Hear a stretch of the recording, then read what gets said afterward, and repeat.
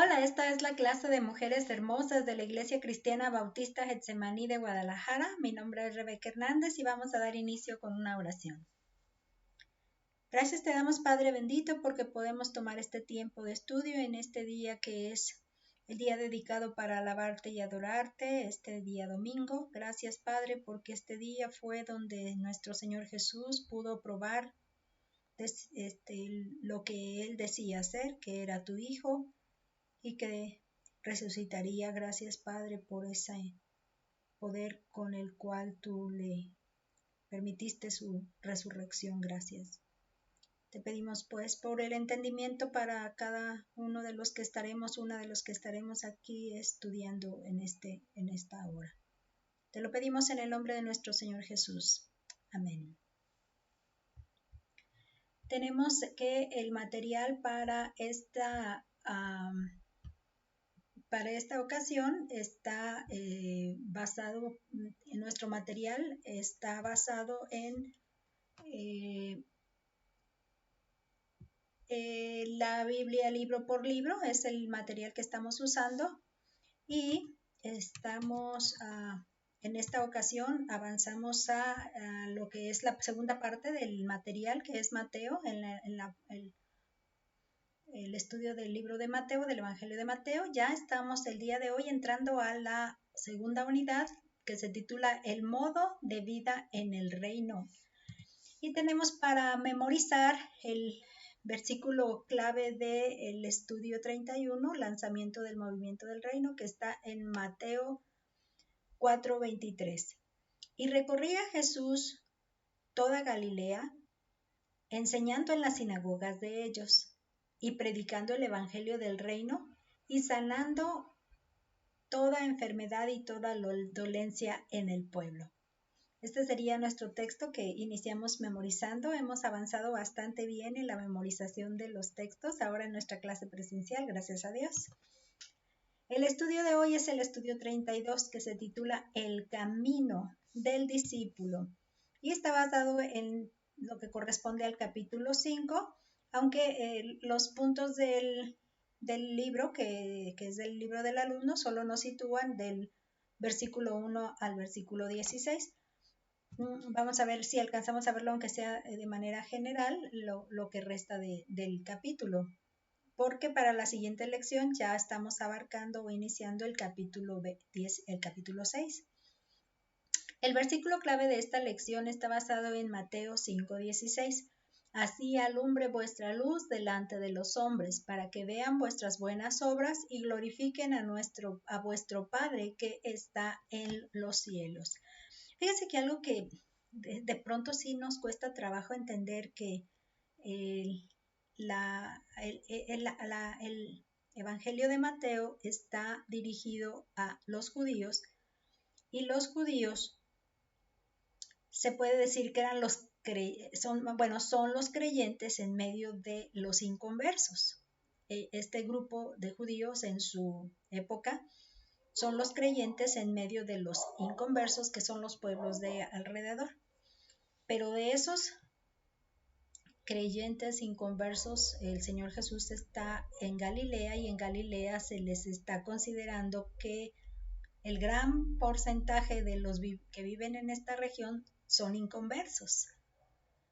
Pero en el texto de hoy, que de hecho de pronto lo tocamos la lección pasada, estamos viendo que el Señor Jesús ya tiene discípulos que lo conocen, que estuvieron con él en Jerusalén, en Judea, en la región de Judea, y que ahora se regresaron a su región, a su pueblo. Y de esos, en esta región de Galilea, recién acaba de nombrar o de llamar para seguirle como discípulos a 4, que es Andrés y su hermano Pedro, y Juan y su hermano Jacobo. Y los 4 son pescadores. Entonces, por lo pronto, esos 4 son los que estamos seguros de que se acercaron cuando él se sentó a enseñar y a predicar sobre el sermón del monte, es decir, una predicación en el monte. Y esa predicación incluye este pasaje. Así alumbre vuestra luz delante de los hombres para que vean vuestras buenas obras y glorifiquen a vuestro Padre que está en los cielos. Y algo que vamos a ver en este pasaje es que este texto mensaje fue dirigido a sus discípulos, a los discípulos que recién está llamando. Aunque la gente estaba escuchando, pero los que recibieron esta declaración de parte del Señor Jesús fueron sus recién llamados discípulos. Muy bien, en esta lección tenemos una verdad central. Dice, con la práctica de los principios del reino es posible vivir una vida feliz y de influencia en el mundo. Entonces es importante conocer cuáles son esos principios y entonces poder ser influencia. Dice en las metas de enseñanza-aprendizaje que necesitamos demostrar, si logramos demostrar que aprendimos, necesitamos demostrar que conoces o demuestra que conoces el significado de una vida feliz y de influencia en el mundo y que tengas una actitud de mejorar una área específica como discípulo de Jesús, de acuerdo a las enseñanzas del Señor. Y para esta porción del capítulo 5, este es el bosquejo, iniciando con el Sermón del Monte, que solo incluye los dos primeros como el encabezado, diríamos, de este capítulo, y luego en el punto 2 el camino de la felicidad en el reino, que es del versículo 3 al 12, y luego el camino de la influencia en el reino, que sería del 13 al 16, y luego ya el camino del privilegio y la responsabilidad, que es el resto del pasaje del 17 al 48. Y por eso aquí vemos esta imagen que me indica un camino que se está llevando, andando por él. Muy bien, entonces el primer punto, sí simplemente nos pide los versículos 1 y 2 y para eso voy a usar la hoja que acostumbramos usar en otras ocasiones para que podamos ir leyendo el relato. Dice así, viendo la multitud subió al monte y sentándose vinieron a él sus discípulos y abriendo su boca les enseñaba diciendo, y nos deja en suspenso. Digo en suspenso porque pues tiene unos 2 puntitos que nos indica que algo más ha de ocurrir. En este primer punto lo que vamos a observar es que la gente está conociendo a Jesús por la enseñanza, la predicación y la sanidad que hace, que precisamente lo acabamos de leer en el versículo clave de esta lección. Por lo tanto, entonces la gente que ya lo identifica, lo está siguiendo, lo ve y lo sigue. Y es precisamente esta es la multitud que se encuentra en el momento de este relato, para que ubiquemos qué tipo de personas son las que se está congregando allí o se están juntando allí, ¿no? Fíjense que al ver a toda esa gente, en este caso estamos hablando del Señor Jesús, sube a uno de los montes en la cercanía del mar de Galilea. Y pues viene luego la imaginación. Ay, ¿cómo sería ese monte? ¿Cómo sería ese lugar donde aparecería, se encontrarían ellos? Si recordamos, él está en Capernaum y en Capernaum estamos hablando de que es una ciudad muy pegadita al mar de Galilea. Por lo tanto, es de entender que pudo haber sido uno, según un comentarista que estaba leyendo, que debiera ser uno de los 12 montes que hay alrededor de lo que sería esa cercanía al mar de Galilea. Entonces a mí, pues me fui a buscar fotos de montes que están a la ribera, o sea, en la orilla o cercanos al mar de Galilea, y encontré esta que me pareció muy útil para darnos a la imaginación, imaginarnos que no sabemos si pudiera haber ellos se hubieran visto atraídos por uno muy grande, porque si nos fijamos esta es la ciudad, entonces yo me estoy imaginando que pudo haber sido algo como de este tipo, de este tamaño, para que pudieran alcanzar a estar cercanos a la orilla. Pero miren, esta podría ser nuestra imaginación, ¿ok? Encontré también en el texto de lo que es los comentarios que uso para la lectura.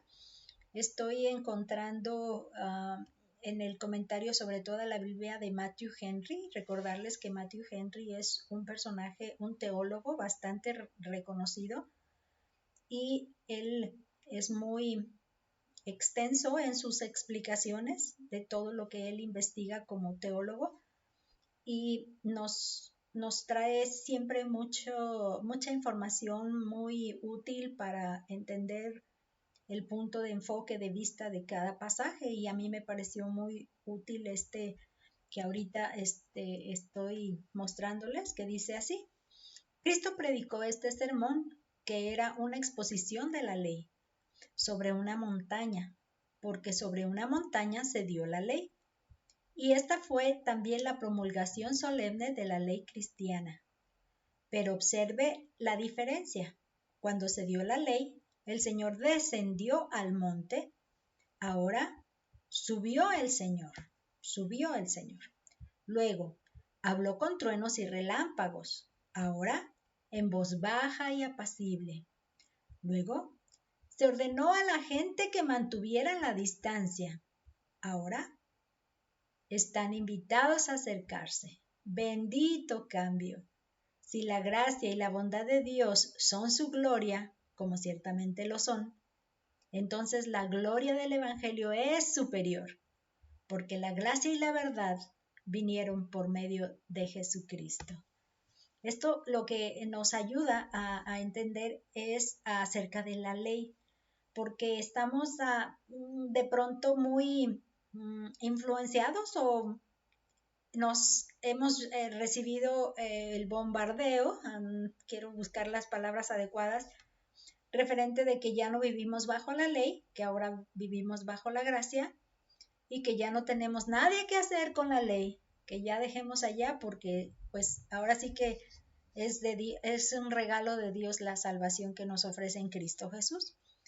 Pero este ejemplo, este párrafo del texto que les estoy mostrando, nos está enfocando que la ley nunca se ha hecho a un lado, sino que ahora lo único que se ha hecho es que ahora se ha, pues, ¿qué podríamos decir? Contemporaneizado y ubicado en el lugar que le corresponde dentro de la gracia, porque existe todavía y todavía se pide cuentas de ella.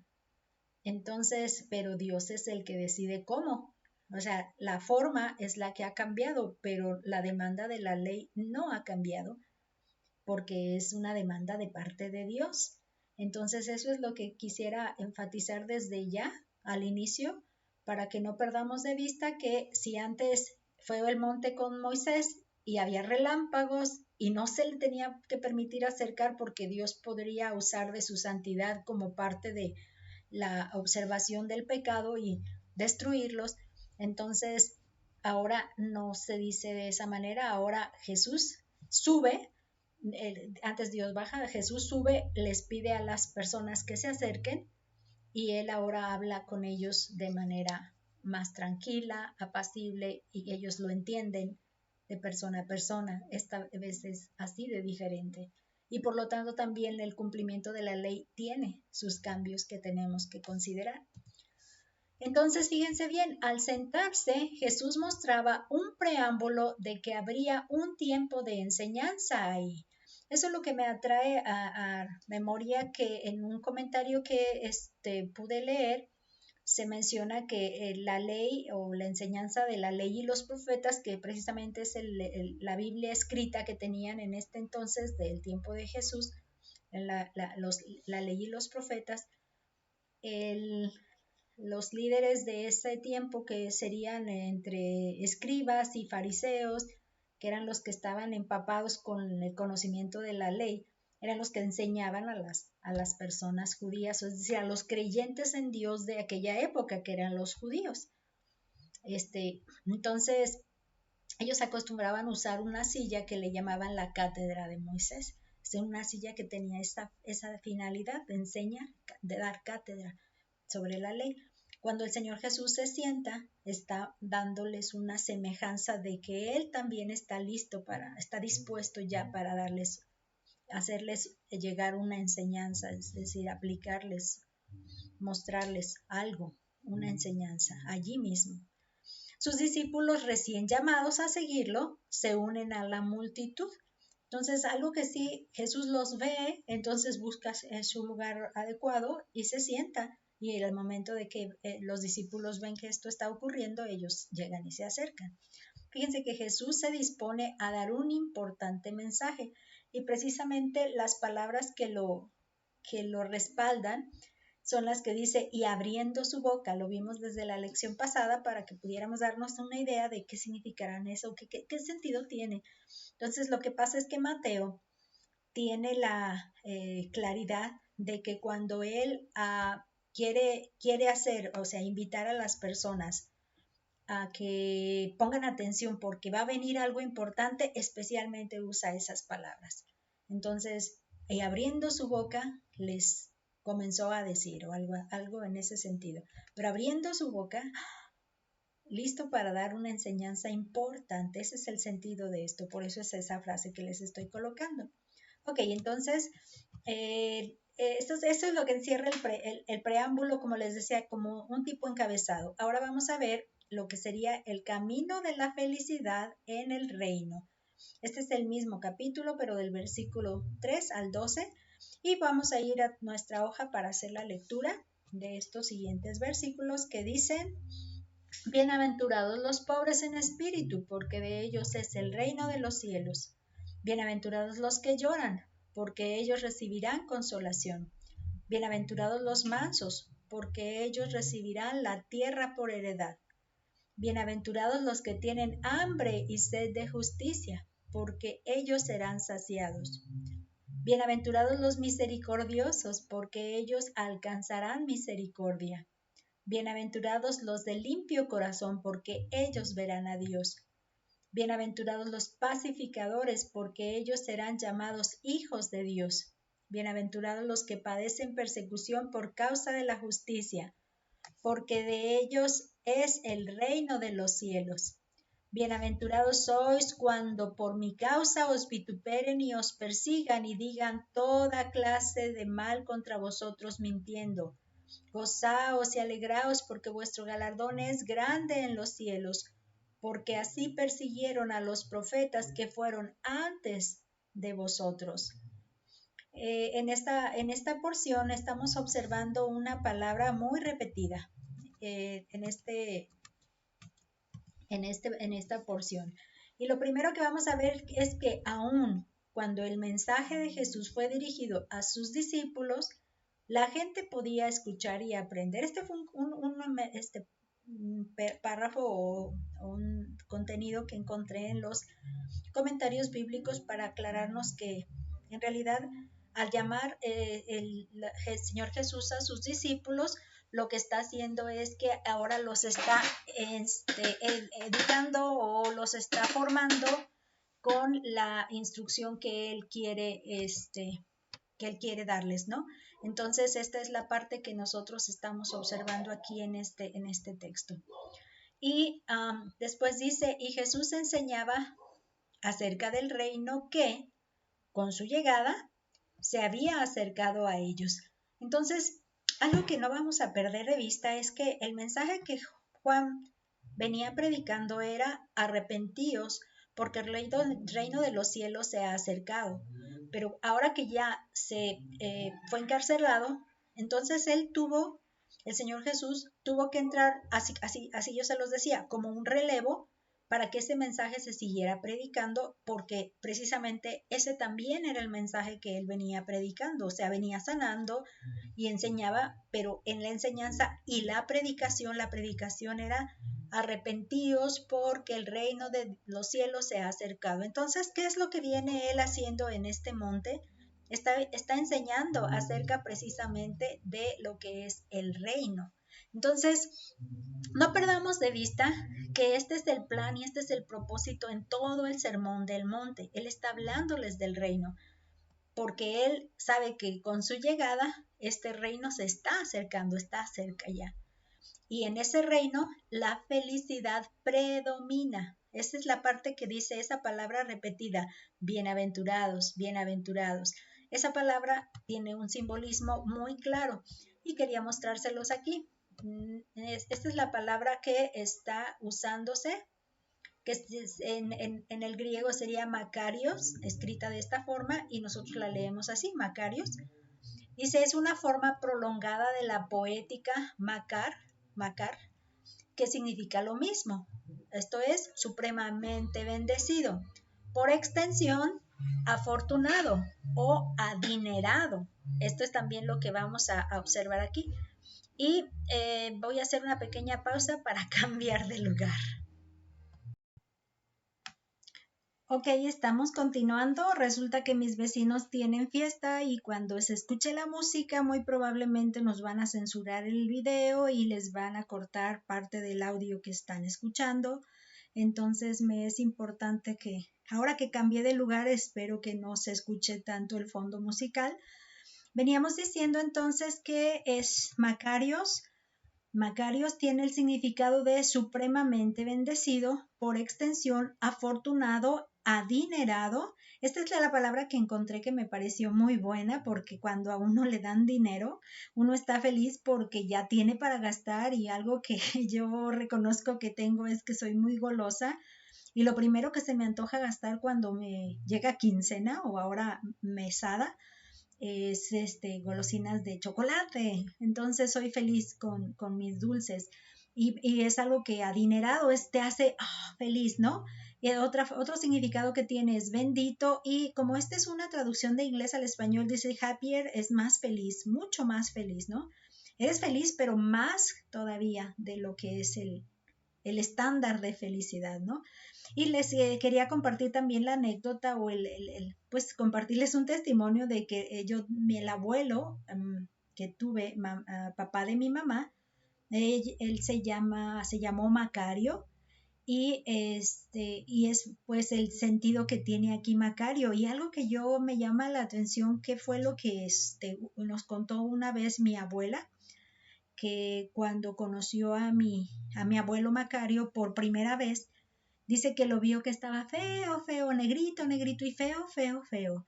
Entonces ella dijo, ay, pobrecito señor, nadie lo va a querer porque está tan feo, pero yo lo voy a querer. Y eso es el testimonio que nos daban mis abuelos, mi abuela diciendo, o mi mamá me contaba que mi abuela eso es lo que les hacía, les mencionaba, y sí, fueron un buen matrimonio. El Señor los bendijo con 16 hijos, de los cuales le sobrevivieron 13 y así. Mi mamá fue uno de ellos, entonces fue una experiencia de que fue un hombre feliz, a pesar de que era feo, y lo decidió querer mi abuelita, entonces fue un hombre feliz, ¿no? Por eso me gustó el nombre Macario. También vamos a ver que para checar, déjenme ver, para observar, acomodar esta parte aquí, ok, y esta de acá, ok. Lo que quería mostrarles aquí es que Jesús enseña que la disposición del corazón respecto del arrepentimiento de los pecados es primordial para entrar en el reino. Es lo que también quería mostrarles y enfatizarles para no perder de vista que el propósito que el Señor Jesús tiene aquí tiene que ver con nuevamente la predicación que Él viene haciendo. ¿Cuál es la predicación que Él viene haciendo? Arrepentíos porque el reino de los cielos se ha acercado. Entonces esto nos dice que nosotros tenemos que seguir contemplando el arrepentimiento de los pecados como lo primordial para poder entrar a este reino donde la felicidad es algo que se va a mantener en el camino. Entonces, para iniciar este camino hacia el reino y poder mantener esa felicidad, lo que vamos a observar es que estas son precisamente las bienaventuranzas. Y en este esquema que les estoy mostrando aquí, estoy ubicando precisamente como el encabezado de ello, el arrepentimiento. Y precisamente fue algo que un poco lo toca su libro, pero otro poco lo tocan los comentaristas a los que tuve alcance. donde no se menciona, siempre creemos que este es un grupo de personas que tienen este tipo de condición y luego este es otro tipo de personas que tienen este otro y este es otro y como que si fuera una especie de recompensa que les dan cuando están pasando por esta condición. Y el último, hambre y sed de justicia. Entonces se siente uno apuntado, yo voy a sentir eso o yo voy a vivir eso y Dios me va a bendecir con la felicidad que allí se menciona. Algo que me costó un poco y siempre me ha costado un poco de trabajo entender es que los pobres en espíritu, ¿qué fue lo que van a recibir? Los que lloraban, ¿qué recibirían? Los de mansos o humildes, ¿qué recibirían?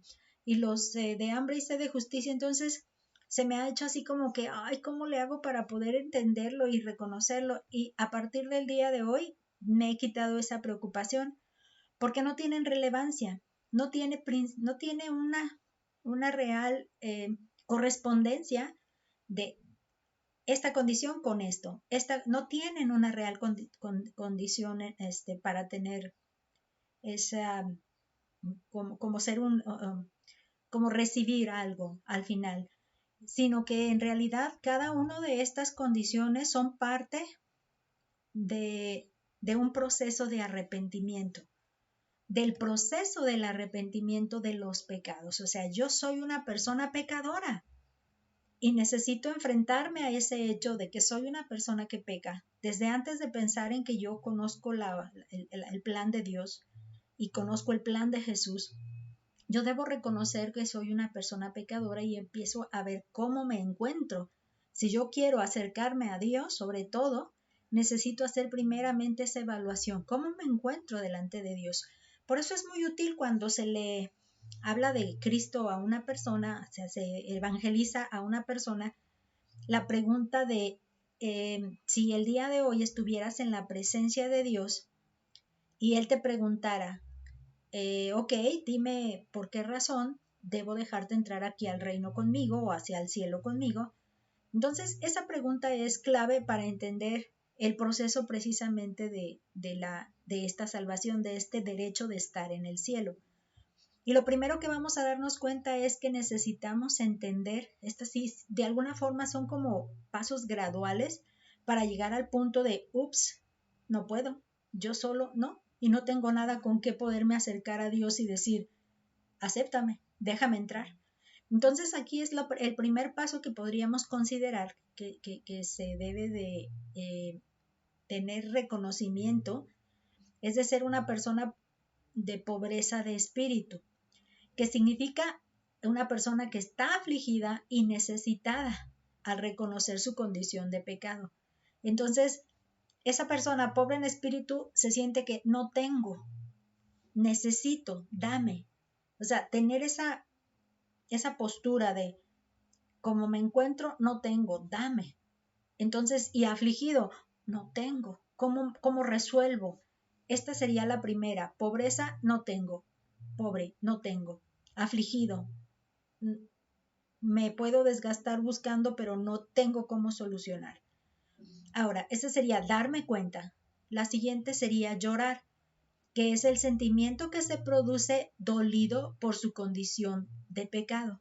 Entonces, una persona que ya se dio cuenta que no tiene la vida limpia para estar delante de Dios y que se necesita, entonces siente un dolor al darse cuenta de que es una persona que trae pecados y pecados y pecados y que eso no le da esa oportunidad de estar con Dios. Entonces, ¿qué pasa? Pues imposibilitado a lo mejor, llora, dolido porque dice, he hecho mucho malo y no voy a merecer ya. He hecho mucho malo, entonces hay un dolor por esa condición. Oh, venía ciego, hice tanta maldad y ahorita estoy en este punto abundando de pecados y no me puedo acercar a Dios y lloras, te dueles por eso. Y en la siguiente fase o paso sería una persona mansa o humilde, que dice que ese es un estado de ánimo contrario al orgullo. ¿Por qué es tan relevante que sea una persona mansa? Porque imaginemos a alguien orgulloso. bueno, déjenme terminarles el apartado que tengo aquí. Dice humilde, capaz de someterse a la voluntad de Dios. Una persona humilde es capaz de someterse a alguien más. No se considera de alta alcurnia, por decirlo en cualquier ámbito, incapaz de poderse someter a alguien. Él quiere estar arriba. No se somete, mejor quiere que se le sometan a él. Ese sería el orgullo. O no necesito, no, yo no necesito, yo estoy bien. Y hay una condición del quienes estén en pecado que puede llegar a ser de orgullo también, porque en realidad antes de encontrarse con estos dos, esta persona aquí inició su camino. No es manso. Una persona no es mansa, no es humilde, es decir, ni siquiera tiene el detenimiento para ver si realmente su condición es de pecado o no. Se considera a sí mismo adecuado sin necesidad de que alguien le tenga que ofrecer algo como para ayudarle. Ese es un orgulloso. No necesita ayuda. Él está bien y lo que él hace está bien, entonces ¿por qué tiene que someterse a alguien más? ¿Por qué tiene que someterse a ese Dios? Y lo que es designio es que él dice que o sea, no le da la importancia a ese designio de Dios, que el pecado no lo va a dejar estar en su presencia. Entonces una persona necesita tener esa mansedumbre para poder decir, ok, no tengo pecado y no puedo, estoy necesitado de ayuda. Me duelo porque ese pecado no lo puedo evitar y me duelo porque no hay manera de que me cambie esta condición por mí mismo. Aunque yo diga, ya no quiero, ya vengo con ese pecado y lo traigo cargando. En cambio, el humilde lo que hace es decir, es que creo en ti. Tú me has dicho que esta es la manera en que me vas a limpiar, entonces me acerco a ti y entonces acepto tus designios, acepto tu voluntad. Por eso es que el bautismo de Juan tenía esa relevancia. Era en este caso la gente humilde la que llegó a bautizarse ahí porque creyó en Dios, que ese designio de bautízate dándome muestra de que te has arrepentido era parte del plan de Dios y aceptaban que Él era justo, la justicia de Dios. Pero si ustedes recuerdan, los líderes religiosos de esa época no aceptaron el bautismo de Juan y no lo siguieron, no lo hicieron. Y si quedaron evidenciados cuando el Señor Jesús les pregunta, ¿el bautismo de Juan era de hombres o era del cielo? No, hombre, si decimos que era del cielo, de Dios, más bien si decimos que era de los hombres, no, hombres, así nos va a ir con la gente, nos van a querer apedrear o lastimar, porque pues ellos creen que Juan es un profeta. Pero si decimos que de Dios, nos va a reclamar, ¿cómo es que entonces no le creyeron a Juan y no lo siguieron? Entonces prefirieron decir, no sabemos. Entonces ese es el tipo de personas que no quieren aceptar de Dios nada porque no creen que necesiten nada. Están bien tal como están. Que precisamente hace el contraste con otra persona que en este caso dice, hambre y sed de justicia serían los felices, los que tienen hambre y sed de justicia, pero unas hambre y sed de justicia para que otros sean justos, otros cambien su camino y se corrijan sus vidas de otros, y uno quiere hacer justicia detrás de la gente ahí. No es ese enfoque. Fíjense bien, dice, los más profundos anhelos son las bendiciones espirituales. Yo quiero bendición espiritual. Ese es mi anhelo y es muy profundo mi anhelo. Yo necesito esas bendiciones espirituales. Dice que es un anhelo intenso de rectitud personal. O sea, no hacia otros, es la rectitud personal. Y eso me trajo a la memoria cuando yo, pues de 10 años fue que yo entendí el mensaje de salvación intelectual. Así lo quiero entender porque ya veo que es parte de mi forma, dijéramos, propia de que reflexiono mucho y entiendo el mensaje, pero de tipo intelectual, y me pasé un periodo de 5 años más o menos para entender bien en qué consistía ese mensaje y hacerlo claro y que se viera en evidencias de cambios en mi vida. Y algo que me acuerdo que sí reclamaba yo, porque yo quería cambiar cosas mías y yo entendía que había cosas que estaban mal y que yo necesitaba purificarme yo o cambiar mi propia vida. Pero recuerdo que yo les reclamaba a mi papá, por ejemplo, porque llevaba a cabo un trabajo que me parecía a mí que no era de alguien que decía ser creyente y yo hacía una especie de reclamo.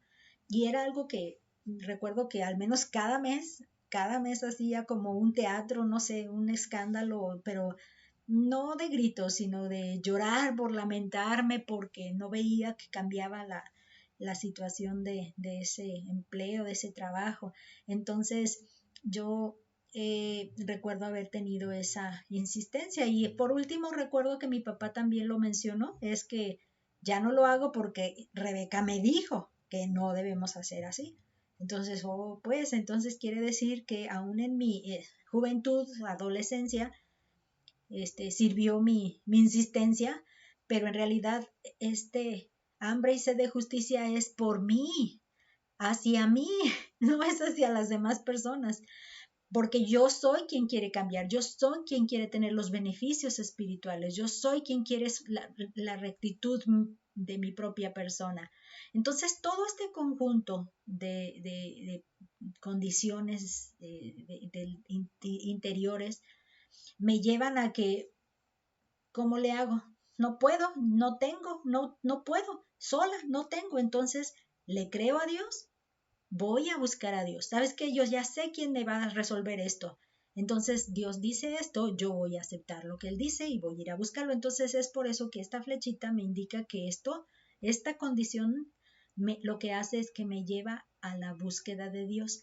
Y todo esto es precisamente el proceso del arrepentimiento. Cambiar mi visión ante el pecado. Si yo no cambio mi visión ante el pecado, pero mi pecado, no se trata de que yo ahora sea quien trae la espada y empiece a echarle cuchilladas a todo mundo porque no se arrepienten. No, tiene que ser con nuestra propia condición y eso es algo que no debemos dejar de insistir. Mi propia condición, de eso se trata toda esta enseñanza. Ok, entonces lo que vamos a estar observando es bueno, eso ya lo leímos, ahora me voy con la azulita. Dice, tener este reconocimiento personal hace necesaria la búsqueda de Dios para resolver una condición, que precisamente es la flechita que les puse allí. Ay, hay que buscar a Dios, Él es el que tiene la solución y Jesús, que fue al que Dios mandó para que pudiera darme solución a mi condición porque yo no puedo, estoy imposibilitado. Nada que yo haga me va a sacar de este hoyo. Así es importante que tengamos en cuenta. Dice, es así que ocurre el cambio de vida en el reino. Cuando ya llegaste, ya te diste cuenta con estas 4 condiciones, es que ya te diste cuenta de la necesidad de Dios y ya fuiste a Dios, ya le creíste a Dios y aceptaste creer en Jesús. Y esa sangre que se derramó, que nos limpia de todo pecado, ya te la apropiaste.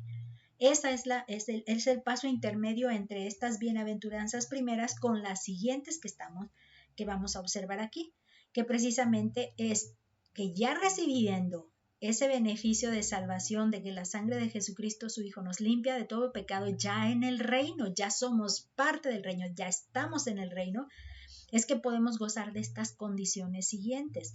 Por ejemplo, dice misericordioso. ¿En qué sentido? Pues que habiendo recibido ya misericordia, se es capaz de tener misericordia. O sea, ya tengo el beneficio gracias a Jesús. Entonces yo recibí misericordia de Dios, pero ahora también soy capaz de dar misericordia a quien necesite, a quien necesite. Yo puedo ofrecer misericordia. Y luego también limpio de corazón. El que es limpio de corazón, dice, es una conciencia limpiada de las obras de la muerte. El aspecto interno tiene comunión con Dios. Si recuerdan, hay un salmo, no puse salmos, eso es lo que no quise estar cambia y cambia de la plantilla que les tengo ahorita, más bien traer a la memoria que dice, ¿y quién podrá estar en la presencia o ver a Dios? Dice, el limpio de manos y el puro de corazón, el que no ha elevado su alma a cosas vanas, creo, por ahí está el texto. Vean lo útil que es memorizar un texto. Y quizás si hasta mezclara 2 diferentes de algo que que no es en vano, es que lo estoy recordando, aunque sea de un lado y luego de otro, es contenido bíblico que traigo a mi mente. Y precisamente es eso, que ya limpió el Señor Jesús mi corazón, por lo tanto yo ya no estoy con las manchas, como en este caso de mis bolitas del vestido, ya no tengo esos puntitos negros que me son el pecado, ya está limpio completamente, gracias a la presencia de Jesús en mi vida. Y luego, sería otra condición, dice pacificadores, dice los que por amor a Dios y al hombre hacen todo el bien posible a todos los hombres. Entonces ya esta condición nueva de ya estar dentro del reino, de ya tener esa limpieza de corazón, haber ya recibido misericordia, me hace ser pacificador, buscar la paz en las personas. Ya no les deseo mal, ya me soy capaz de decir, sabes que no voy a ir en venganza, ni te voy a procurar el mal, sino que te voy a bendecir si es posible y si está en mis manos te voy a bendecir. Entonces esa condición cambia. Y la última, padecer persecución. Desde la nueva condición de justicia y el nuevo estilo de vida se mantienen a pesar del rechazo. Porque una persona que ya no participa de las mismas acciones que antes participaba, el grupo en donde se encuentra, si no ha salido, pues ya no encajan. Entonces ellos rechazan y dicen, pues ya no encajas, ya qué haces aquí, ¿no? Entonces atacan, rechazan, ya no lo quieren incluir y eso al final es una crítica o es una demanda de ellos. Un testimonio que mencionamos en la clase era sobre personas que te dicen lo que debes hacer para demostrar que eres un creyente y entonces te leen la cartilla diciendo es que como creyente no debieras hacer, no debieras hacer, no debieras hacer esto. Entonces te hacen un juicio diciendo como no entras en ninguna de estas leyes que te pongo, estas demandas que te pongo, entonces no eres creyente, tú no tienes un real transformación de tu espíritu, entonces no te califican como un buen creyente o un creyente, simplemente un creyente, ni siquiera si eres bueno o malo. Entonces, esta es otra de las cosas que debemos despreocuparnos, porque ninguna persona marca las leyes o las reglas de qué es lo que significa ser un creyente. Precisamente aquí el Señor Jesús es quien lo establece, pero Él es quien al final lo juzga, Él es el quien al final lo observa de manera real. Y fíjense que ahorita me estoy otra vez trayendo a memoria que cuando el Señor Jesús vino, no vino a decir, tú no eres y te descalifico, tú sí eres y te apruebo. Él no vino a aprobar y desaprobar a la gente o a decirle, tú sí, palomita, muy bien, te portas muy bien, y otro, no, tú no, tú no, tú no. Él no vino a eso. Él lo único que vino es a exhibir lo que ya existía. Entonces, en este caso, nosotros como personas queriéndole exigir a otra una condición, no tenemos vela en el entierro, no tenemos nada que hacer allí de estar juzgando y decidiendo que el otro debe de tener tal y tal acción para demostrar que es creyente. Lo único que sí necesitamos aquí es hacer que sea Dios el que nos ponga las palomitas y Dios es el que nos establece. Por eso el Señor Jesús hizo esta enseñanza, porque estamos hablando del que recibe misericordia, tiene un cambio interior y da misericordia. El que es limpio de manos está buscando una comunión constante con Dios porque quiere estar cerca de Dios, ya puede estar cerca de Dios. Antes no, porque el pecado no le podía permitir esto. Pero gracias a la presencia de Jesús en su vida es que ya puede estar como una persona limpia, aceptada por Dios, una persona pacificadora, aquella que ya no quiere el mal para el otro, aunque el otro le esté haciendo todas las maldades, ya no siente eso. Y la persona que a pesar de que no es aceptado por las personas con las que convivía, no deja su fe, no quiere echarse para atrás. Entonces, ¿qué es lo que nos está contando? Pues el antes y el después. Ya estás en el reino. El arrepentimiento es clave. Y luego ya estás, gracias a Dios, recibiste la bendición de ser, recibir todas estas bendiciones, estos pues ahora sí, la presencia de Dios con todos estos beneficios espirituales. Entonces, qué felices son, por eso se dice bienaventurados, qué felices son los que se mantienen aún en la persecución. Y sobre todo porque otros fueron perseguidos, dice, gozaos y alegraos porque el galardón que viene es grande. Están siendo comparados con los profetas que hablaron, Dios habló directamente a través de ellos. Y ustedes están siendo perseguidos como si fueran gente que está hablando a través de Dios o hablando a través de ustedes las palabras de Dios. Entonces esto es algo que se hace como, oh, entonces me persiguen porque están identificando que yo estoy hablando o viviendo de acuerdo a lo que Dios estableció como su voluntad. Oh. Entonces, si alguien me persigue, si alguien sobre todo si me persiguen mintiendo, dice, y todo aquel que procure toda clase de mal contra vosotros mintiendo, esa es la parte clave. Si mienten porque se sienten hasta exhibidos, porque cuando tú, sobre todo cuando somos mujeres, no sé si ustedes se fijan que hasta simplemente en la apariencia, si estamos en algún lugar en donde somos varias mujeres, la mujer que está más arreglada nos hace sentir oprimidas a las otras. Ay, yo no me veo tan bien como aquella y aquella invirtió mucho en su arreglo. Entonces algo parecido así, pero con relación a los cambios de beneficios espirituales. Ay, a aquella persona se le notan muchos cambios de su vida y yo no estoy tan evidente en los cambios porque se le nota mucho a aquella persona y a mí no. Entonces es algo que sí confronta y de alguna manera te sientes o rechazado, que en este caso perseguido, y es hasta de gozo decir, me reconocen algo que ni yo me había dado cuenta, pues gloria a Dios, porque en realidad Dios es el que hace la obra. Entonces algo que sí es importante es que mantengamos claro que Dios es el que hace la obra y no vamos a poderle nosotros por muy mínimo esfuerzo, por eso la ley ya no se hace cumplir de esa manera, sino que es Jesús mismo con su espíritu que ahora mora en nosotros, que empieza a transformar anhelos y deseos desde el interior para cumplir la ley. Por eso Dios se daba cuenta, no puedo estar contendiendo con ellos, son hombres desde su juventud con maldad, no puedo estar destruyéndoles, pero les voy a hacer un corazón adecuado para que puedan desde dentro de su corazón cumplir mis leyes. Y este es el plan, este es el plan. De nosotros depende si dejamos que ahora, estando el Espíritu en nuestro interior, podamos dejarlo trabajar en nuestro interior y que nos haga tener las evidencias. Entonces, no por esfuerzo propio, porque jamás lo vamos a lograr, porque volveríamos a la ley, haciendo obras de la ley por nuestros propios esfuerzos. Pero igual, si caemos en uno, nos hacemos acreedores de todos, así que no nos conviene pensar en que vamos a cumplir la ley. Pero sí nos conviene pensar en que Dios es el que hace posible el cumplimiento de su ley por medio de su Hijo Jesús y su Espíritu viviendo y morando en nosotros. Que es la única consecuencia, situación con la que debemos lidiar es con la déjenlo.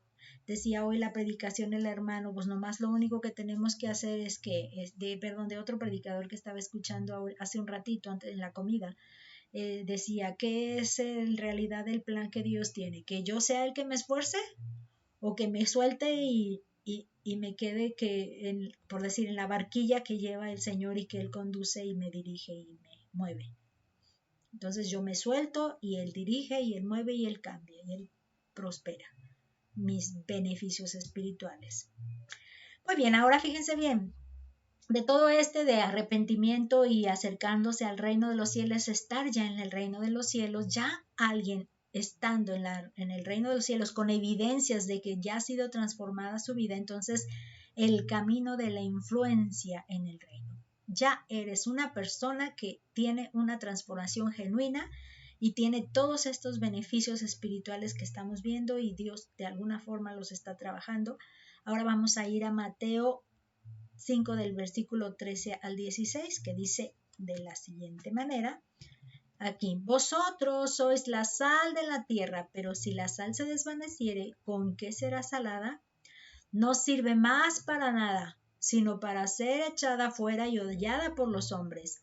Vosotros sois la luz del mundo. Una ciudad asentada sobre un monte no se puede esconder, ni se enciende una luz y se pone debajo de un almud, sino sobre el candelero, y alumbra a todos los que están en casa.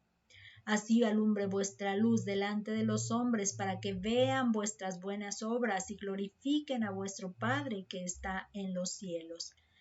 Entonces, la parte importante de este pasaje es que, por ejemplo, dice las características de los que Jesús describe los hacen ser sal en el mundo. Algo que nos decía un comentarista es que los discípulos fueron los que recibieron la enseñanza que está dando Jesús ahora en esta predicación en el monte, este sermón en el monte. Y esta predicación en el monte, entonces está hablándoles a ellos, pero lo que hace es que habla en voz alta y haciendo escuchar a toda la multitud allí. Pero dice que cuando les dije, vosotros sois la sal, dicen ellos que es muy notable que él volteara a los discípulos y les dijera, vosotros. No toda la multitud, sino los discípulos, porque ellos ya tenían conocimiento del Señor Jesús, ya habían decidido aceptar a Jesús, que Él era el enviado, porque ya estaban hasta bautizando con Él en el río Jordán, que precisamente los sacerdotes, los líderes religiosos de su época, para no errar si eran sacerdotes o fariseos o qué eran, bueno, los líderes de esa época reconocían que oyeron que él ya tenía más discípulos que Juan y que bautizaban, aunque eran sus discípulos los que bautizaban. Entonces todo este ejercicio ya lo venían identificando con claridad los mismos discípulos, pero este llamado fue a ser más apegados a él, como si fueran a un seminario.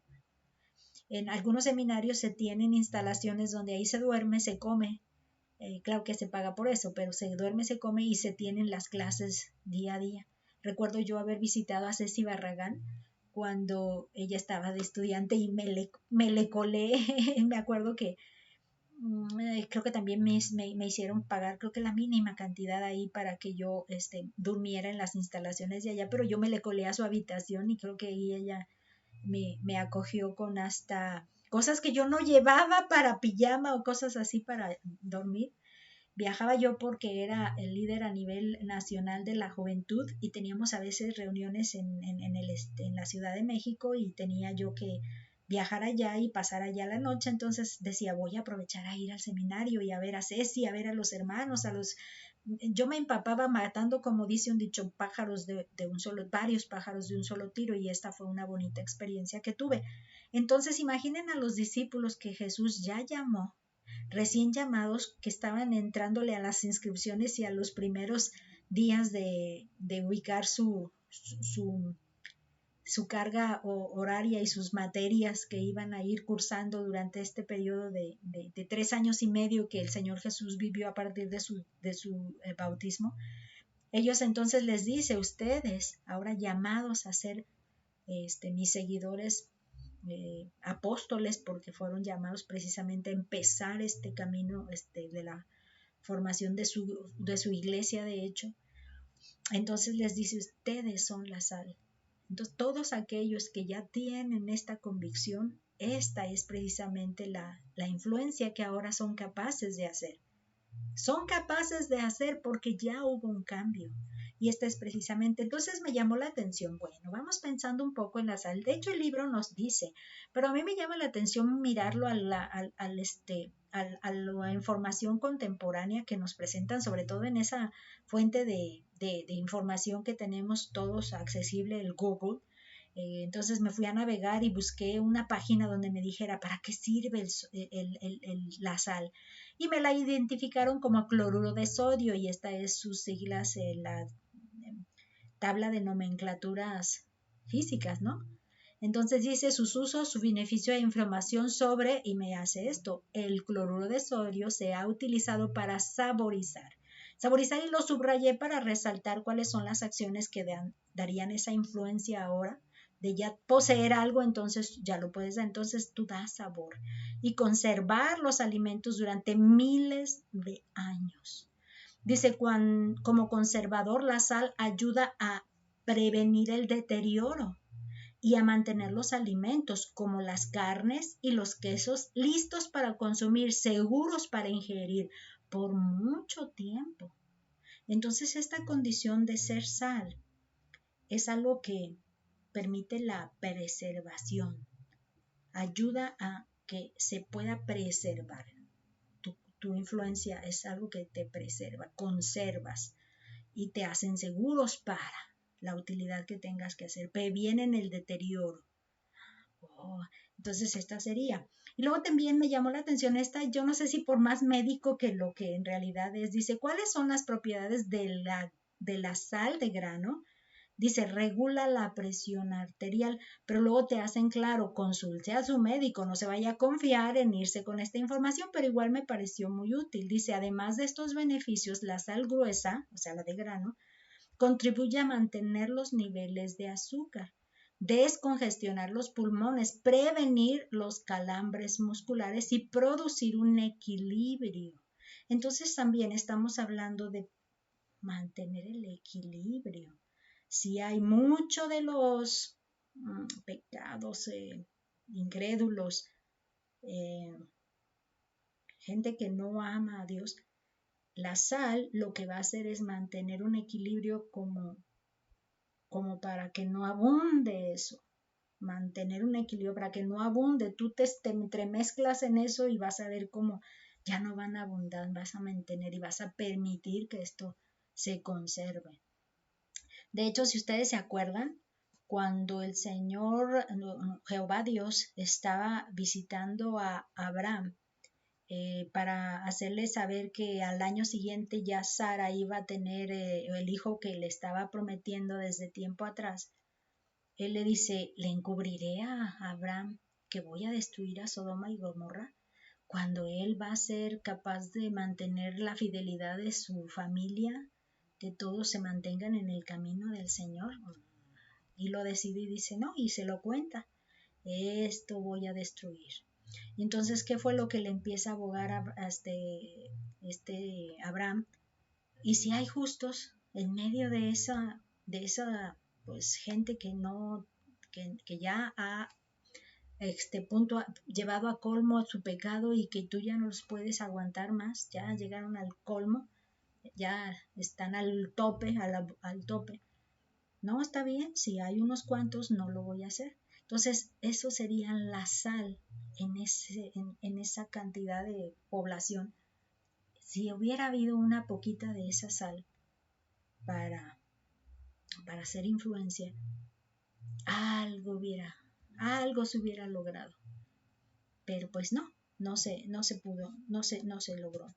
Entonces, esta sería la parte que nos hace reflexionar.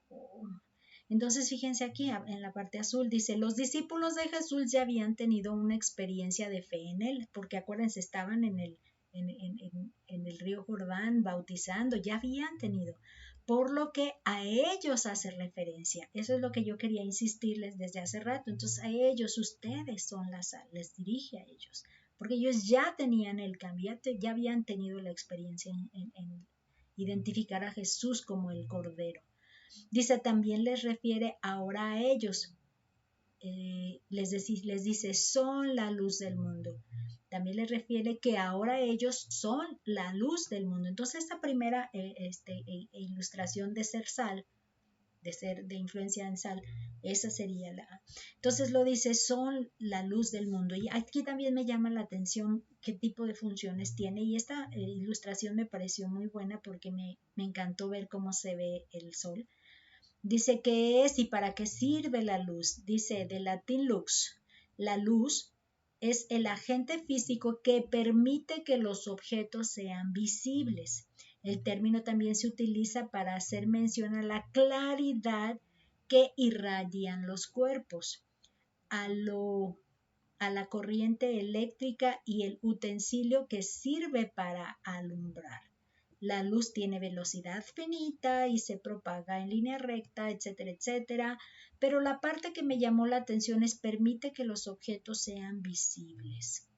Si entonces tú eres luz, tu luz de alguna manera hace la diferencia de lo que hay en tu comunidad. Si tú haces que tu influencia y tu nueva vida se vea, irradias luz. Irradias luz, entonces de alguna manera estás teniendo una claridad radiante en ti misma. Entonces hay un brillo en ti. Pero también algo que precisamente es lo que yo les decía, que el Señor Jesús no vino a descalificar a la gente, tú no, tú sí, tú no, tú sí, sino simplemente exhibirlos. Es diferente descalificar que exhibir. Es que yo no te estoy acusando, lo que pasa es que te estás exhibiendo tú solo. Tu condición nada más, lo único que hice es traer la luz para que se vea lo que es. Por eso hay ese texto donde dice que los hombres no vinieron a la luz para que sus obras no fueran alumbradas y descubiertas y reprendidas, lógicamente. Entonces también cuando tú brillas, las personas a tu alrededor van a quedar exhibidas aunque tú no lo pretendas. Y esta es otra de las cosas que también puede ser influencia. Tu modo de vida puede ser influencia de otros. Entonces, cuando yo veo, por así decirlo, que esa mujer que decíamos que estamos en una sala donde estamos varias mujeres y llega una muy arreglada, muy guapa, me hace decir, yo también quiero verme así, elegante, guapa. Entonces te sientes influida por decir que tanto me tardo para ponerme un poquito de color, un poquito de chapitas, labial, algo, y tratar de recogerme el cabello o ponerle pues no sé, un gel ahí para que se vea más organizadito ahí. Entonces hay una influencia de alguien que ves que tiene y tú quieres eso que ves. Entonces de alguna forma se hace. Y otras personas es evidente que no van a aceptar, simplemente van a rechazarte. ¡Ay, esta! Y te van a criticar. Bueno, lo que es típico, ¿no? También puntos positivos, puntos negativos en todo esto.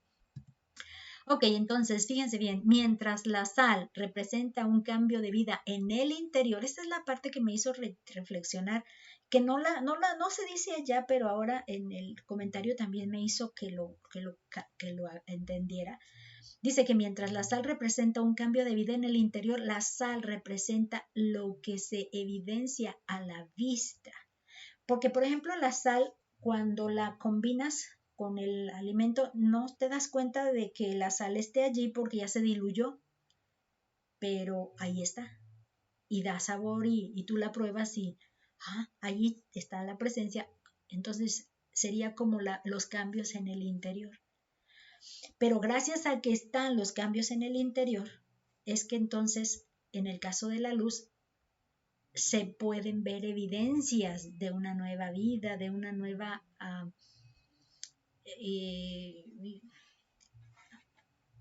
pues deseos de actuar diferentes, un actuar diferente.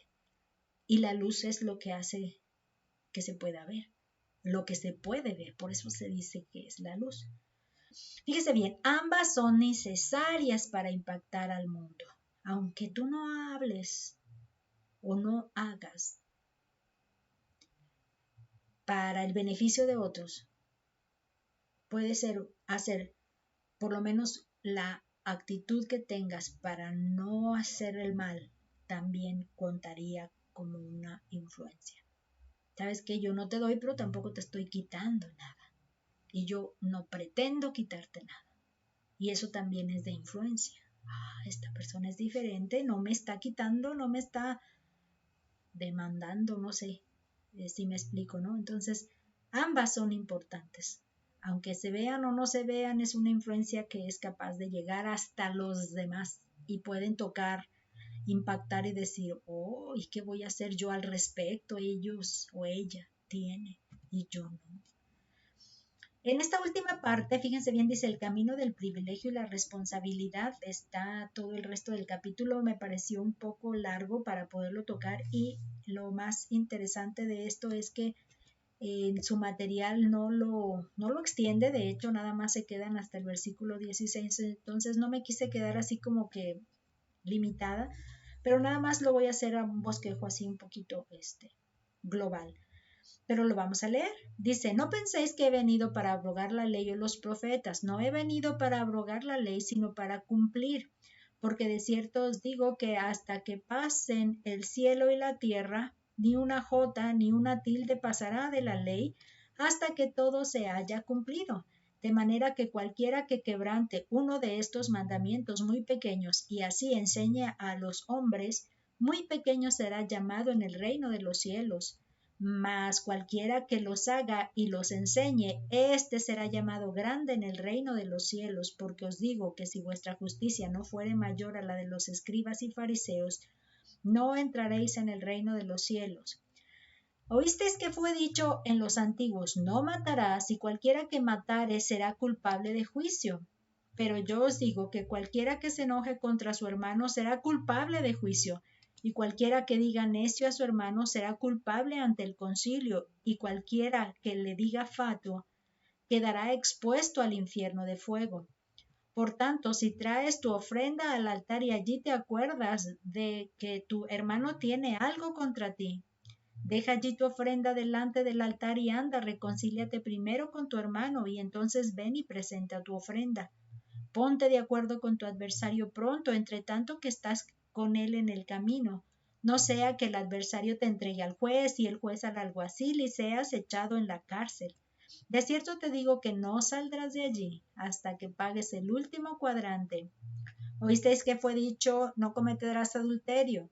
Pero yo os digo que cualquiera que mira a una mujer para codiciarla ya adulteró con ella en su corazón. Por tanto, si tu ojo derecho te es ocasión de caer, sácalo y échalo de ti, pues mejor te es que se pierda uno de tus miembros y no que todo tu cuerpo sea echado al infierno. Y si tu mano derecha te es ocasión de caer, córtala y échala de ti, pues mejor te es que se pierda uno de tus miembros y no que todo tu cuerpo sea echado al infierno.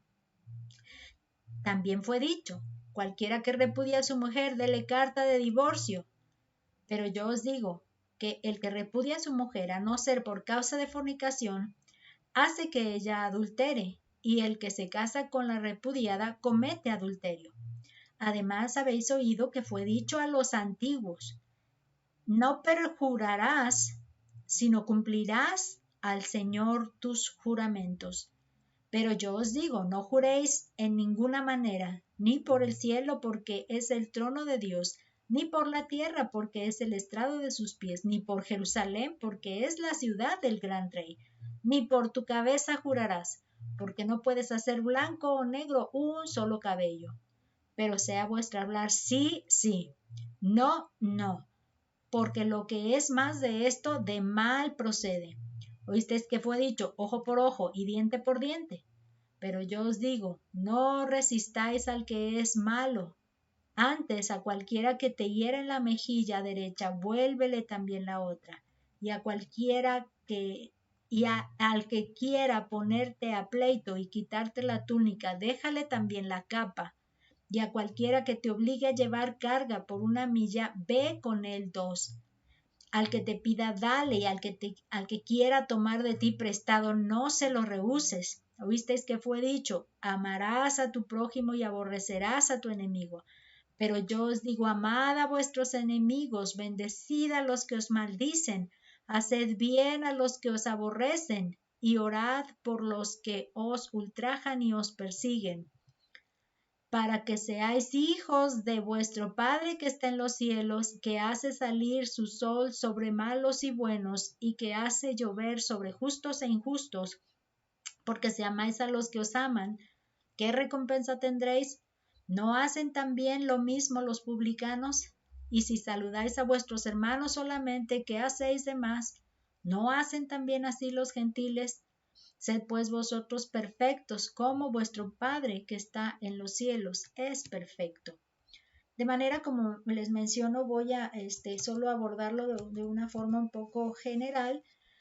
Y lo que quiero empezar diciendo es que el mensaje del reino de Cristo no va en contra de la ley, lo que venía diciendo anteriormente. Dice, Jesús no vino a disolver la ley. Esta palabra disolver o verbo lo encontré precisamente en el significado de la palabra lo que voy a hacer es pasar un momento, ok, ya moví mal esto, ok, voy a pasar un momento mi imagen de este lado para que nos permita leer esto más fácil.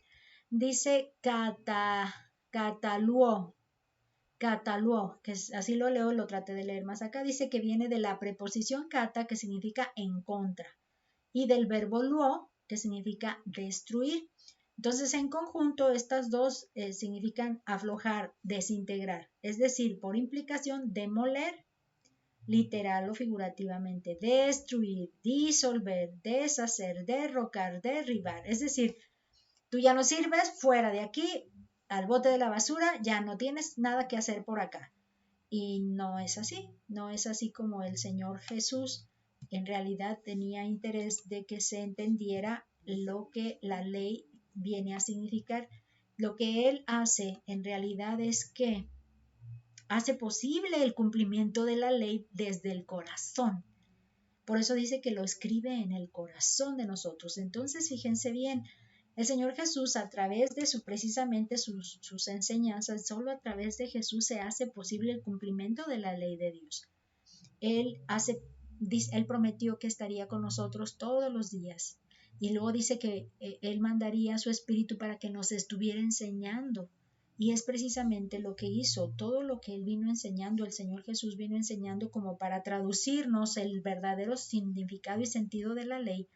El Espíritu Santo lo trae a nuestro espíritu, a nuestro interior, a nuestro ser, para que lo entendamos y lo podamos hacer, ejercer. Entonces sí nos hace capaces de cumplir la ley. En lo que antes era la demanda, ahora no hay demanda porque nosotros ya traemos nuestra propia, pues cómo decirlo, energía capaz de cumplir la ley. Y no tenemos por qué hacer nuestro esfuerzo por eso insistía yo en la clase esperando que no se hiciera algo que les haga una sensación gravosa, una percepción gravosa de comprender. Esa era pues mi preocupación, pero igual lo vuelvo y lo menciono ahora. Que yo no estoy de acuerdo cuando en un púlpito un predicador te dice la lista de requisitos tienes que hacer, de demandas tienes que hacer. Yo no voy ya con el tienes que hacer. La ley decía debes hacer, porque eran las demandas de Dios, pero ahora ya no se hacen demandas de parte de Dios. Simplemente que Dios ya nos puso de su espíritu en el corazón de manera que se puede hacer cumplir, se pueden cumplir la ley sin que tú hagas tu parte. Más bien, lo único que en realidad se espera de ti o de mí es que no lo estorbe, que no lo interrumpa, que no lo estorbe. Él va a hacer la obra si yo no lo estorbo. Entonces simplemente déjate conducir. Es todo lo que se espera de ti para el cumplimiento de la ley. Ok, entonces, fíjense bien, la justicia o justificación es otorgada por Dios a través de su Hijo Jesús. Entonces, Él ya hizo lo que yo necesitaba, ser justificado, ya lo hizo Jesús. Ya no tengo por qué buscar justificación por mis actos o con mis actos. Entonces, fíjense bien, sin un cambio de vida interior que dé evidencia a la obra de Dios, las apariencias solo engañan. Este es precisamente todo el discurso que continúa. Tú oíste que fue dicho que si por ejemplo, la parte de sentir atracción a una mujer, no, yo no me acosté con ella, pero resulta que mi actitud interior sí se acostó, mi sensación sí se acostó con ella, entonces ahí es donde entra el problema, ¿no? Fíjense bien, entonces las apariencias solo engañan y engañan a quien, a uno mismo, porque a Dios no se le puede engañar. Dice, el cumplimiento de la ley incluye los sentimientos, las intenciones y las acciones honestas. Cada uno de los ejemplos que leímos aquí, por ejemplo, lo de la mujer que está a la que desea, bueno, el hombre que desea a la mujer, que desearía también una mujer a un hombre, o las intenciones como cuando dices que yo no maté a mi hermano, pero resulta que le dijiste hasta de lo que se iba a morir, le dijiste y tuviste un enojo tal que fue hasta desmensurado, o sea, bastante grande, sin sentido, sin razón, o hacer acciones en las que tú no fuiste honesto. Entonces todo esto incluye el hecho de que se pueda llevar a cabo el cumplimiento de la ley, pero desde el interior, desde acciones en el interior. Quisiera nada más mencionar a ver si podemos ubicarlas desde, no alcanza ahorita a decir estas son acciones, estas son intenciones, estos son sentimientos, pero sí mencionarlos para ubicar en realidad cuál es el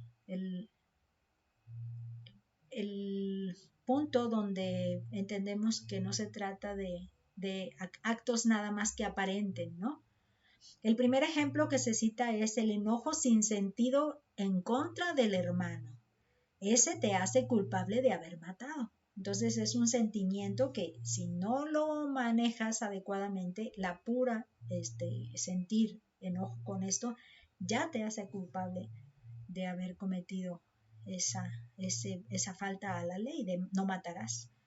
Por ejemplo, la otra, mirar con deseo para poseer sexualmente te hace culpable de cometer adulterio. Es que yo no la he llamado ni me he acostado con ella ni nada, espérate, pero pues la mirada te la comes con los ojos, estás ya en tu corazón, ya lo pervertiste a tu corazón, desde tu interior. Y luego en la C, el divorcio no está permitido en la ley de Dios. Dice, salvo que alguno de los dos haya quebrantado el compromiso legal, con infidelidad la separación es posible. Y fíjense que ahora eso es algo que pues es una situación que se puede decir que como corrientes o como posturas, a veces que depende del pastor, a veces que depende de la iglesia en general, decirle, en realidad tú estás de acuerdo en que se pueda divorciar una persona por causas que no son en realidad por infidelidad. Tú estás pensando que quieres o que Dios aceptaría esa separación que no fue causada por infidelidad. Fíjense que a veces esta es como una espada de dos filos que dicen, por un lado, es que yo no fui infiel, pero tu relación con ella de alguna manera propició que fuera infiel. Entonces, por eso es tanto problema de uno como problema del otro en la situación de la infidelidad. Pero también es bien claro que cuando la persona que es de pasos ligeros y se resbala y se desliza y se goza en eso, pues claro que eso es otra historia, ¿no? Pero a veces sí conviene tener muy claro qué fue lo que propició ese cambio, ¿no? Ok, entonces ahí va. En la D, dice, el juramentar falsamente es inaceptable. Hablar con la verdad y esperar que otros también lo están haciendo es la solución. Cuando hablaba del juramento, que no juréis, no, que sea su hablar sí, sí, o no, no. Y fíjense que aquí me puso y me retó a mí, porque cuando menos pienso es una manera muy común mía. Si algo me sorprende la información que me dan, entonces yo digo, ¿de veras? ¿En serio? Le insisto, le repito, es que voy a actuar a salir en la televisión. ¿En serio? ¿De veras? O sea, ¿no me estás engañando? O sea, es una situación que yo refuerzo como para decir la malinterpreté. A veces tiene que ver si la entendí mal o qué, ¿en serio? O sea, porque a veces con ese en serio me permite que me diga más información y me aclare más qué era lo que me quería decir. Pero sí me di cuenta de que yo, ¿en serio? como incrédula, como no aceptando que me está diciendo la verdad. Y debo de cuidar eso, necesito controlar esa forma de aceptar una declaración de otra persona. Entonces esta es la parte que nos está animando a que veamos que así como nosotros estamos diciendo la verdad, esperemos que la otra persona esté diciendo la verdad y que se arregle con Dios, y no. Ay, nos encanta decir es que yo no estoy de acuerdo de lo que dice esa persona y no lo acepto. Eso es espérenme, se me van. La E, la limitada,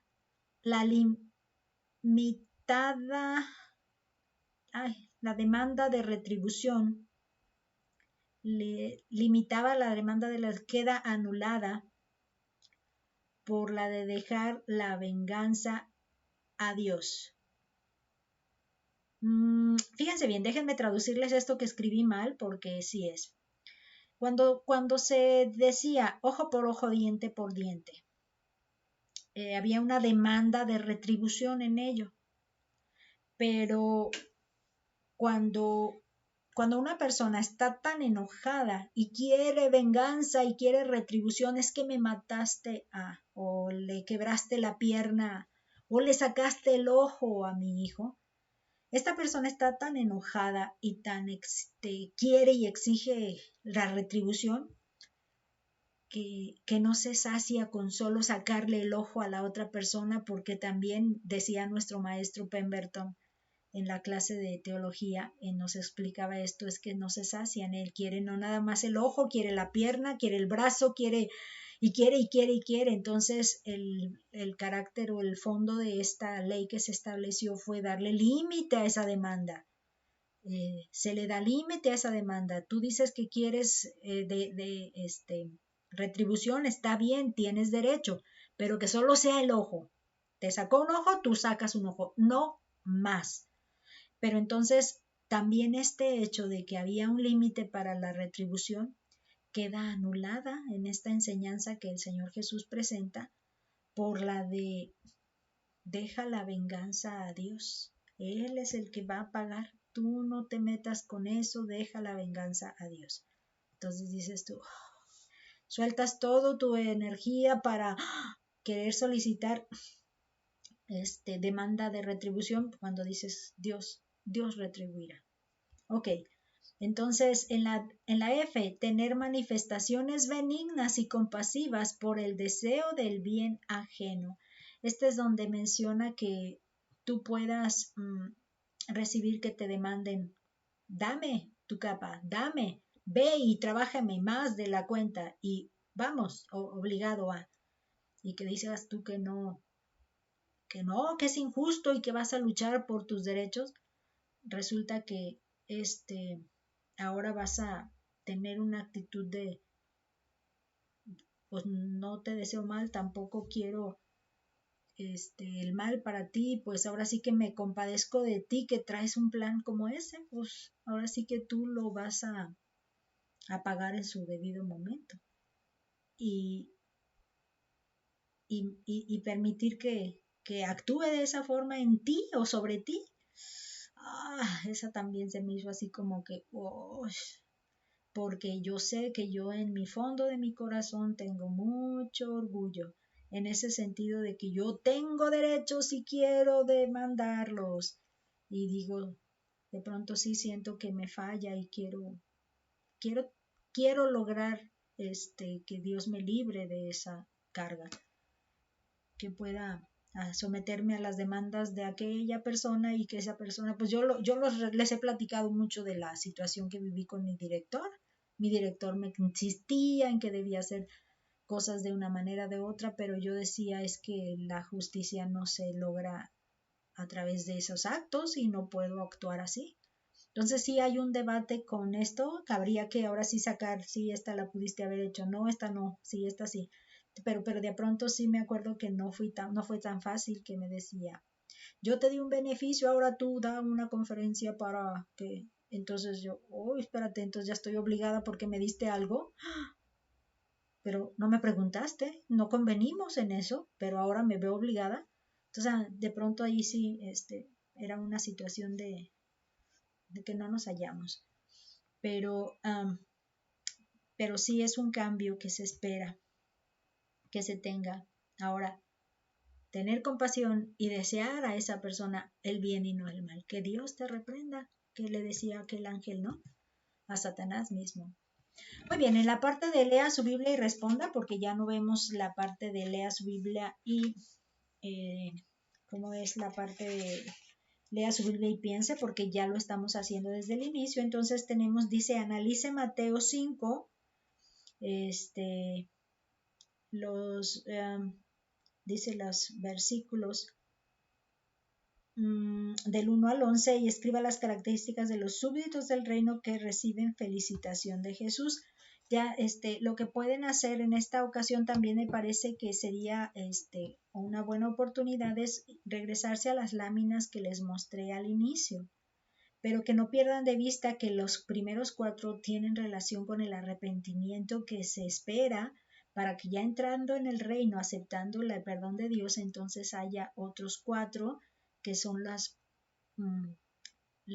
cambios y las capacidades que se tienen para poder ahora ya siendo parte del reino y habiendo recibido todos esos beneficios espirituales, entonces ahora sí se ven evidencias de cambios, ¿no? Entonces nada más les pediría que devolvieran el video para ver esas gráficas, esas láminas donde aparecen los círculos de esas bienaventuranzas que sería. Ok, entonces en el número 2, que no le puse, pero ahorita se los leo, dice, lea Mateo 5, 13 al 16 y escriba las 2 comparaciones que hace Jesús respecto a cómo deben ser las personas que participen en el reino. ¿Se acuerdan de lo de la sal, la sal y la luz? Entonces la sal son características del cambio interior y la luz son características que se ven desde las acciones que se realizan y los demás las pueden ver. No se puede ocultar esto, nada más sería verificar esto. Muy bien, de aquí vamos a observar, dice, las aplicaciones del estudio, el camino en el reino, así lo quise llamar precisamente para no perder de vista el arrepentimiento, y mencioné lo mismo que dicen las bienaventuranzas, pero con otras palabras. Incluye a el reconocimiento de estar en una condición de pecado, reconozco. B, el dolor por ello, sentir dolor por ello, no puedo evitarlo, yo está allí y no puedo yo cambiar eso. La siguiente, la C, la aceptación de estar imposibilitado y necesitar ayuda. Dolerse por eso y entonces reconocer que no puedo yo, necesito ayuda. Y vas entonces.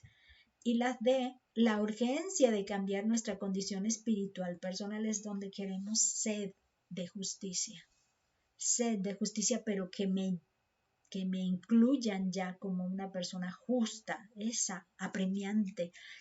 Me urge cambiar esto, no me entretengas, ya quiero tenerlo. Esta sería la parte del arrepentimiento. Y luego, el camino en el reino, es decir, la fe. La fe es decir, ya estoy en el reino gracias a que deposité la fe en Jesús. Esta dice, con la fe depositada en Jesús obtenemos misericordia y la sentimos.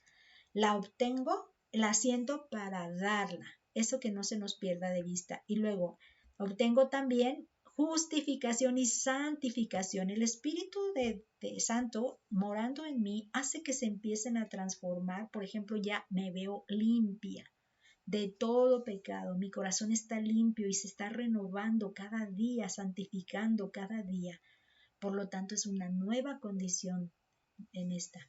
Y la C, deseos de hacer el bien a todos. Ya no me interesa hacerle mal y vengarme. Ya no siento esa ansiedad de que me voy a vengar y de mí te vas a acordar.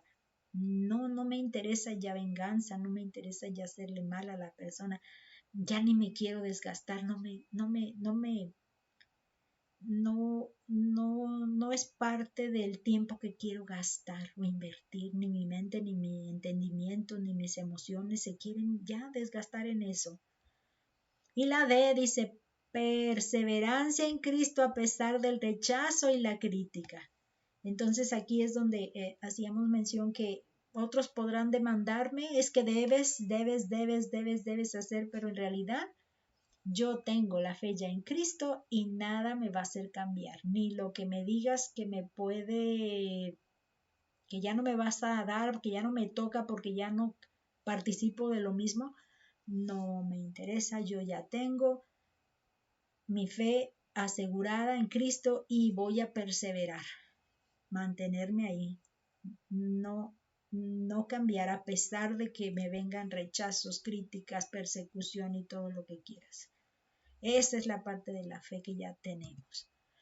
Y el cumplimiento de la ley en el estudio, la aplicación última del estudio es el cumplimiento de la ley.